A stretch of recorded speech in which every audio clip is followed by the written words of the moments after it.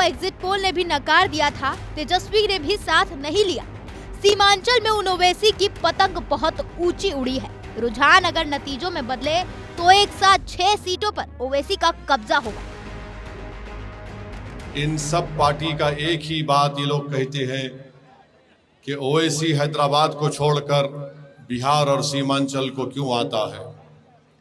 आप सुनते होंगे कि बार बार यही कहते हैं कि उसको क्या जरूरत पड़ी यहाँ पे आने की, और हम पर इल्जाम लगाते हैं कभी वोट काटने का तो कभी बोलते बाहरी है।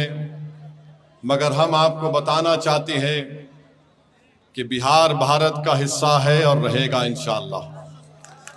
हैदराबाद भारत का हिस्सा है और रहेगा इंशाअल्लाह ताला। तो कोई माइका लाल इन सियासी पार्टियों का नेता ये नहीं कह सकता कि असदुद्दीन ओवैसी बिहार को क्यों आ रहा है या सीमांचल को क्यों आ रहा है। हम जब तक अल्लाह हमको जिंदा रखेगा हम सीमांचल को आते रहेंगे। सीमांचल की जिन 6 सीटों पर रुझानों में ओवैसी की जीत तय नजर आ रही है, उनमें जोकीहाट, बहादुरगंज, ठाकुरगंज, कोचाधामन, आमौर और बैसी सीट शामिल है।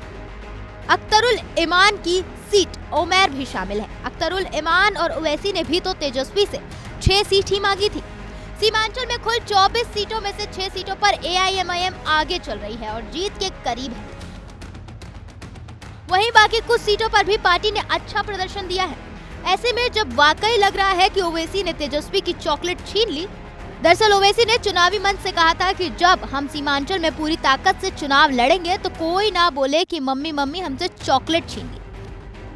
बता दें कि 2020 के विधानसभा चुनाव में भी ओवैसी की पार्टी के 5 सीटों पर कब्जा किया था। ये सभी सीटें सीमांचल की थी। महागठबंधन से बात नहीं बनने के बाद AIMIM के तमाम उम्मीदवारों ने सीमांचल में जमकर प्रचार किया और पूरा जोर लगा दिया। यही वजह है कि जोकीहाट, अमोर, ठाकुरगंज, बहादुरगंज, बैसी, कोचाधामन से AIMIM के उम्मीदवार हजारों वोट से आगे चल रहे हैं और जीत के बेहद करीब हैं।